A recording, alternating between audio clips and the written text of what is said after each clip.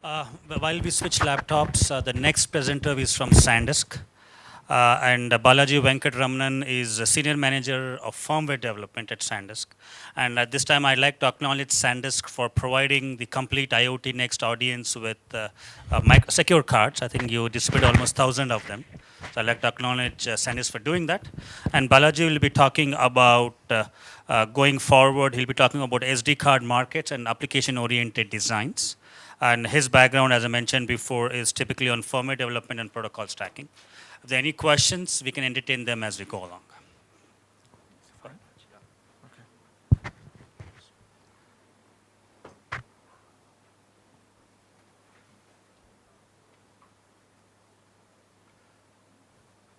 Good afternoon, all. Am I audible? Fine. Okay. So, afternoon session, right? Post lunch. Okay. So, I wanted to make this topic even more interesting. Most of the content here is somewhat known to you, but I just wanted to highlight that and make you aware that what we are doing what are we doing in SDA to cater to that needs, okay? So that's what primarily the deck will look like, okay? So fine, what is driving the capacity today, right? Who is a major contributor to have more need? Have you guys felt a need for, okay, I need to upgrade my micro SD card to a next capacity, right?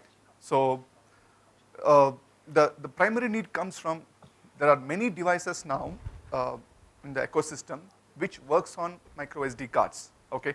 So more devices means more need for the micro SD cards. Just a glimpse, right? These are all some of the devices that use today micro SD. Right, from tablets, mobile phones, okay, some of the cameras, everybody, right, whatever device you take today, most of the devices has a need for storage, and micro SD is present there predominantly. Fine. Okay, one of the main contributor is the smartphone, right? So today, there was an era where the smart card slot was actually stopped for some time. Then people realized that it's not going to work. It was a close connected system. So it comes with 64 GB, 128 GB, that's it, right? If you are full with the capacity, you are gone. So then later people realized that it's not a good idea, so they moved back to the slots, right? So SD slots, micro SD slots were put back. So what this means is you get the freedom back on what you wanted to do, right? That's because of growing need for data space. So just as statistics, this is about 2015 end, so this is not accurate as of now. Yeah, 1.1 trillion mobile photos, right, per year. Just imagine the amount of content we are generating, fine? 4 billion video views per day on Facebook. Again, I said it's 2015's data, just to get a feel, fine? 80 million images uploaded per day on Instagram. Again, per minute, 500 hours of video being uploaded per minute, fine? So most of the contents, where does it come from? If you just look back, this is all public users, right? So they take it, capture it in their own phones, videos, right? So that's why the storage card is becoming very, very critical to the mobile phones, especially the smartphones, what we have today, right? Okay, is it all? The mobile phones is the guy who is going to consume it, he's going to ask for more needs? No, this is just one aspect of it, right? The other aspect, these days we have more 4K video, right? So we want high resolution thing. So that is also a factor where people, the content itself is becoming more. For a example, right? If it was not a 4K video, if it is a normal video, right? So it's about 600 MB for 4 minutes of video. If it is 4K, it's almost 1 GB. You just see the cameras are high resolution cameras. They're capturing more pixels. They wanted to store into the file, right? So it's artificially growing the need. For the same 4 minutes video, the size is also becoming bigger. An action camera, it takes about 2x to 3x of the capacity. That's also one of the players, fine? Fine. This is one more new dimension, right? So now virtual reality is becoming reality, actually, right? So you can see some VR gears, right? So there are some apps, there are some tools using which you can see 360 degree. If you just put on the gear, you can see the entire feel of it, right? how is that being done, right? That's usually done with some kind of, some group of cameras taking pictures in different directions and they stitch it, right? What does that mean? So that means that there is a need for more cameras and there is a need for more slots. For example, GoPro Odyssey, 16 cameras put together is one bundle, and each bundle takes a card, micro SD card, right? And imagine 24 cameras. So probably how realistic you want, depending upon that, those many cameras you need to stitch and get a realistic feel, right? So this is one more dimension of capacity is being pushed. There is a need for being more size in the capacity. Fine. There are also some music portals, right? They allow us to download songs and hear it offline. So this is also a trend which is happening, right? Previously it used to be streaming, so you have to be always online to hear the music. Now you see the trend being changed. Okay. On top of it, there is also something called high fidelity audio, right? So one song is about 30 Mbps compared to a traditional MP3 what we play today is 3 to 5 Mbps, right? So there is artificial. Because of the content is becoming more and more clarity, so the size of the file is also becoming more. And applications like this, the service providers like this gives an option to store the content back, right? That's one more trigger on that. Fine. Is that all it is? Whatever you saw so far is slightly more on capacity. What is driving the need for capacity, right? This is slightly a different deck.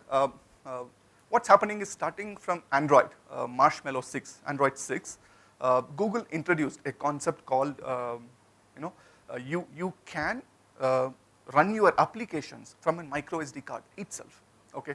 That's really a game-changing thing. So traditionally, micro SD is seen as a storage device, right? You capture some content and you store it there. That's how it used to be, right? So by having these applications, what it means is you can install your favorite game into the card and you can play the game from the card. What's the benefit you get? The benefit you get is you are not relying upon the primary storage of the memory, primary storage of the phone, which is typically embedded eMMC kind of cards, which is slightly expensive, with a low cost solution, which is a micro SD card. So it allows you to run up apps. So if this facility was not there, right, your ability to install applications will be only to the core memory, right? So with this, you are expanding that, okay? So it's not 1:1 mapping. You will not see the same speed of running applications in micro SD, but there will be with good user experience, you can still be able to run your applications, right? So that's the intent of this. So this has opened up a new arena. The way the micro SD cards is seen is totally different now. So traditionally, it was put into cameras. So cameras are more into sequential. When you take a picture, 4 MB picture, right? So all the 4 MB will be stored in one single set of ranges, right? So it's one consecutive chunk of data, right? So but running apps is totally different. The way operating system runs, the way the host works, right? There'll be a lot of need for random reads and random writes, okay? So you just see the spectrum from sequential to random. There is a change in the way the host and everybody is working on. I'll talk about this slightly better in the next slides, okay? Fine. So some of us asked the drone camera vendors and mobile users, what are the biggest concerns, right? What is the biggest pain point? What came out actually is everybody wants a reliable, high capacity, high speed device. That's what everybody is saying, right? Especially, just imagine if you have an aerial camera which can shoot from a distance, and you want that to be a reliable data. You don't have a second chance, right? So the event is gone. You need to record it reliably and with a good speed and with higher capacity. There is no point in flying a, a drone and then capture just for 1 minute and then bring the drone back and put a new card. That's not going to be, that usable, right? So that's where the capacity plays a role. So these are some of the testimonials from some of the, DJI is a Chinese electronics company who is very famous for drones, aerial footage, capturing videos and all that stuff. Again, this is from the virtual reality point of view. So this is a big studio. Stargate is a big studio. So they do a lot of VR stuff. They create content based on that. Their concern is also, I want a reliable storage with high capacity, need for more storage. HTC, mobile vendors. and LG. Even the flagship phone, they included the slots. Okay, that's the need of hardware actually. Okay, so put together what's happening is the features, the new technologies, and the consumer expectations all are driving towards higher capacity and better performance. This is what it is all driving to. Fine. Okay, so this is about some high points here. I just quickly wanted to showcase some of the recently released UHS-2 host. UHS-2, you have seen that 320 Mbps is the speed what you generally get in UHS-2 cards. There was not much host earlier. Now the ecosystem has got adopted to it, and we are seeing more camera vendors and more, photography guys coming into UHS-3. So these are some of the cameras which supports that UHS-2. And yeah, so sometime back we said 1080p is sufficient. Now we are getting 4K. Now we are hearing about 8K, right? So if somebody is going to buy a TV, just rethink, okay, there is an 8K which is going to come sometime in future, right? So the first 6K camera is from Panasonic. So this is the spec, and they're saying it ships in 2017. Okay, so such high resolution cameras will need high resolution, high capacity devices there. And there's also an 8K. The target is they want to shoot Olympics in that 8K camera. That's what they're looking at. Yeah, so as Kaz told, this is one of the first in its kind. So we have a 1 terabyte SD card demonstrated recently in the Photokina event. So it's not too far, right? So there are capacities, we are touching terabytes of data in just one small package.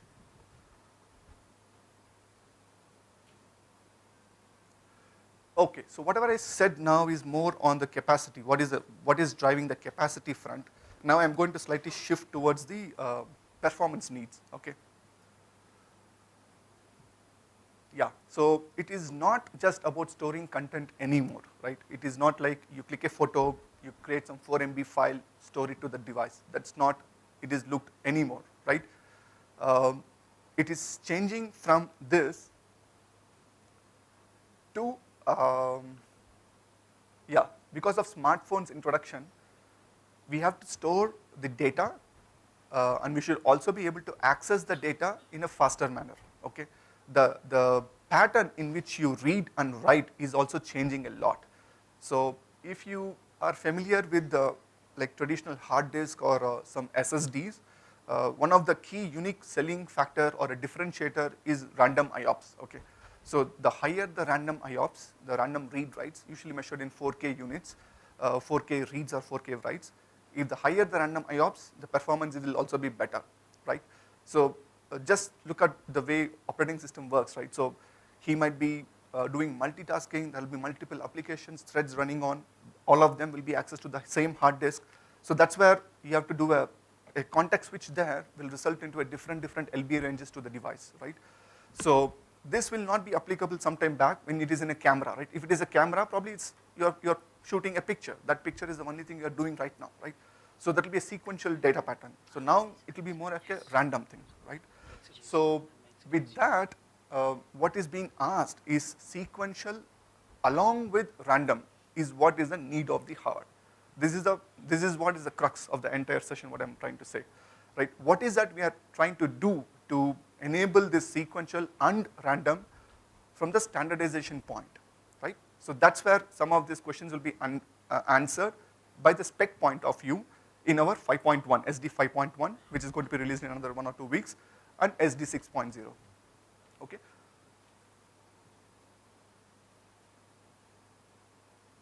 Yeah, so today, as of today, there is no standard way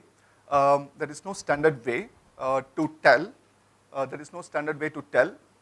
whether the card is capable of handling both to some level of thing, right? You have only sequential thing. If you see the speed class 10, speed class 5, speed class 6, right? Those will give you the sequential performance number, right? But there is no guarantee that are they geared up for random. There is no such means today. Today, some of the OS vendors like Google, right? So they have a different benchmark. They run the card, they measure the performance, and they compare it with the native storage. If it is in a ratio, they say that, okay, this card is okay for used as adoptable storage. That's the kind of benchmark today we have. There is no specific thing which says that, okay, if you are 1000 IOPS, you are this category. If you are 2000 IOPS, you are this category. There is no specific demarcation done. That's the current, as of now, status. Right? So what we have done in SD 5.0 is, you see this, you will get a marking today. So this marking is associated with a number, random reads and random writes. So that is defined. If there is a way to query the card and then figure out, do you support A1, then it is implicitly assumed that they are you can expect that much amount of random IOPS from the device. So there is a standardization. From standardization side, we have made it enabled so that the host vendors, the OS vendors, can detect it and leverage the capabilities of it. So as of now, A1 represents 1500 reads, 4K reads, which means 1500 commands can be exercised within 1 second. That's what it means. And 500 writes. So you can write 500 commands in a second, each storing 4 kilobytes worth of data, right? Sequential is guaranteed 10 Mbps. So if you see this marking, this is what is the expectation. So now the OS vendors or the applications can query it and then see whether can we use this card for their application or not, fine? Okay, so this is A1, what next, right? So that's where we are going to do something called A2, okay? So A2 is in phase 2, which is part of SD 6.0, right? So that's where we are working on. So sometime by Jan, first quarter, you'll see the spec numbers being published. What is the number we are going to commit and things like that, okay?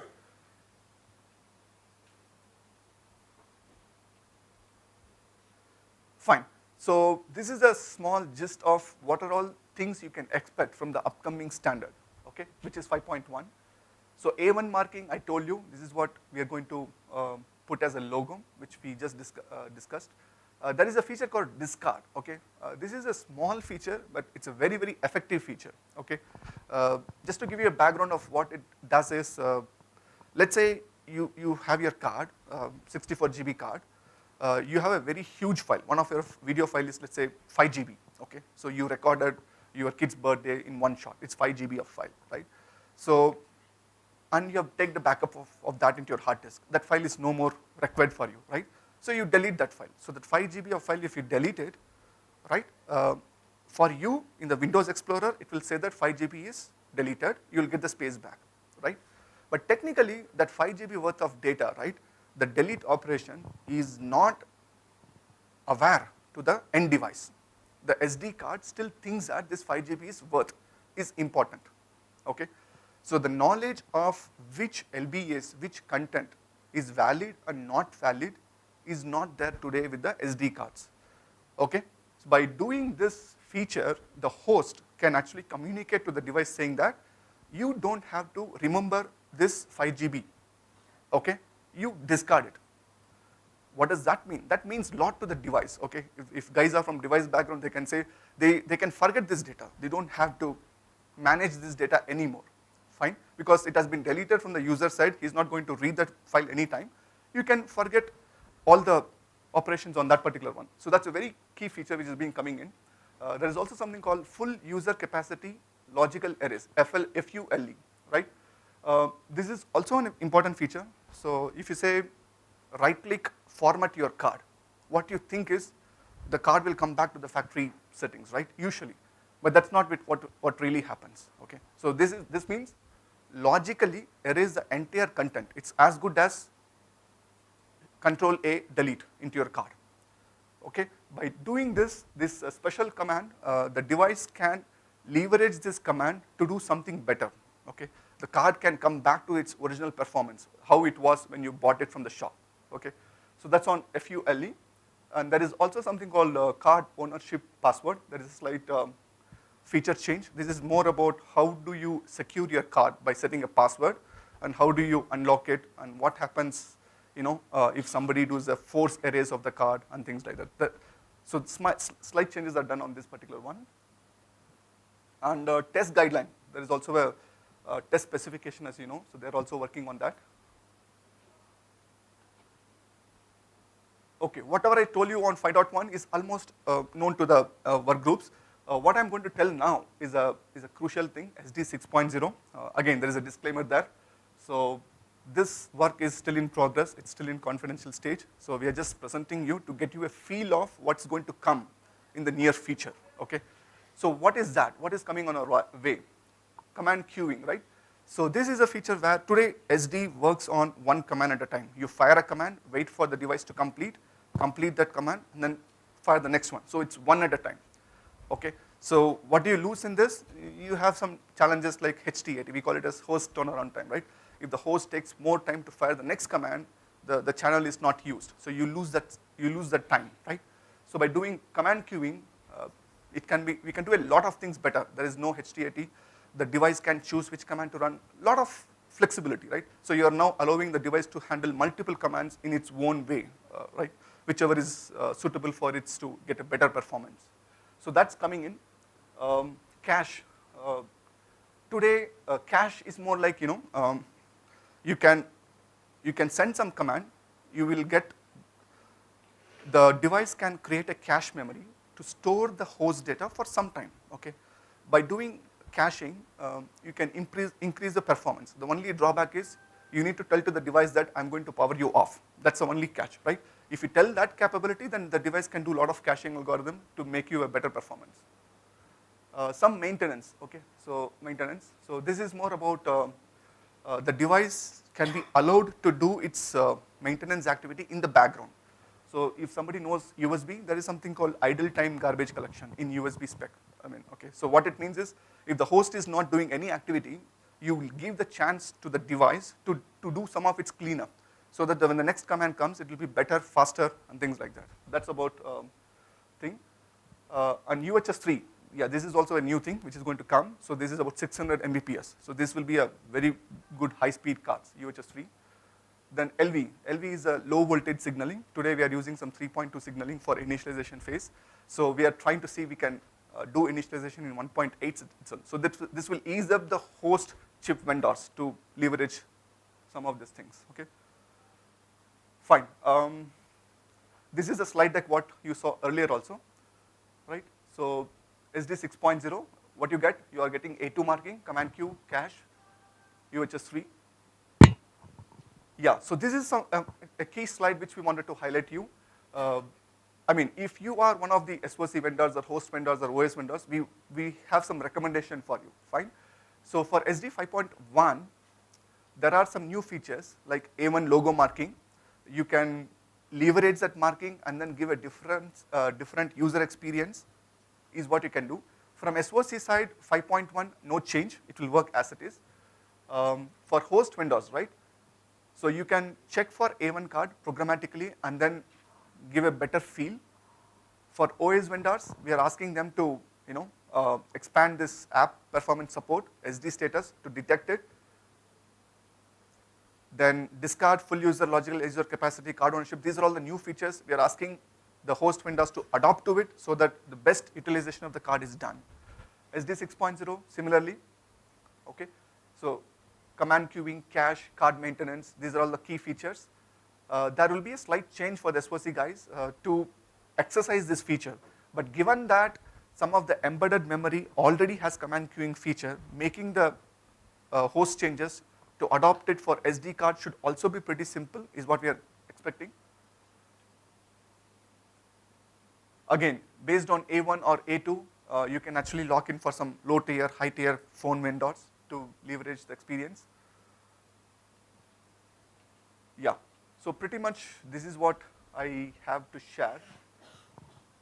Yes, I think I'm done, okay. Do you guys have any questions for me?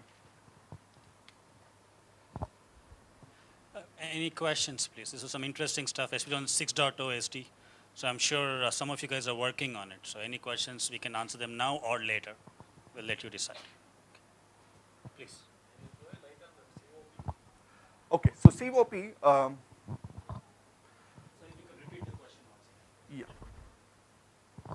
Uh, can you throw a light on the COP? Okay, so I'll talk about what this feature is, then you can understand what we are trying to change here. So there is a way to set a password to the device, okay? So once you set that, uh, next time when the card is powered on, you will not be able to access the card until you enable the password, until you verify the password. This is how it used to be, right? But card will be there, you will not be able to access it, but you will have a way to force erase it. Okay, so what this means is somebody has password protected it. Let's say you got the card. Today you have a way to reuse the card. You will not be able to see the content of the card, but you can reuse the card. Okay, so what we are trying to do here is we are also wanted to prevent that, so to misuse, right? So it's not just the data protection. Instead, the card will also be protected. If somebody takes it, they will not be able to use the card. That's it, until you know the password.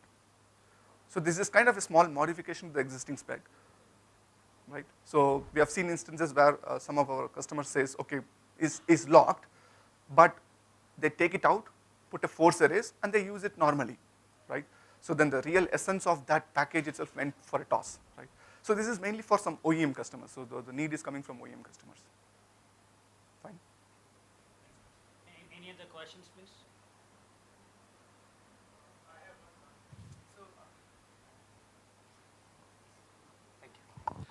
So I'm not sure if I'm going off the track, but so there is another class of devices called NVMe devices. Correct. Right. So I don't know if you already talked about it. I came in late. But how do you compare that with this SD class storage?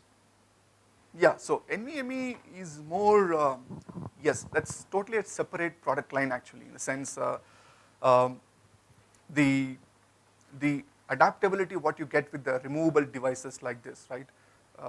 So in my view, both will be a separate group of devices. From the device side, it could be the similar thing, but the use case wise, it will be totally a different thing. This is more for removable part. Okay, so I don't know whether I answered your question, but Yeah, that's right. okay. Just to add to that, so NVMe, to his point, is across a lot of horizontal applications which need not be removable media. Right? So you're talking about networking, you're talking about storage, data storage. A lot of those applications look at using NVMe because of the basic underlying structure. Right? Whereas this is more on the removable side, concentrating on mobile IoT applications where security, storage, and mobility are important. That is not critical from an NVMe for an NVMe user. It does. But I think the point I'm trying to make here is that is not the only usage of NVMe. Here, this is a critical usage for SD card. That's the difference here. Any more questions? Please. Sorry, one second.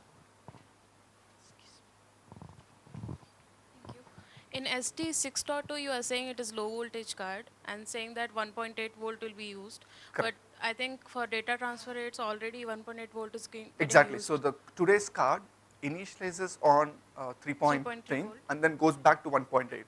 So Okay. because of that, it puts some extra burden on the host SOC guys to put some extra components to boost up to 3.8 and then come back to 1 point, right? So that can be avoided because they're going low on nanometers. So they wanted to see what can be taken out, right? So we are enabling them. We are saying that the device can also work on 1.8 right from initialization till data transfer.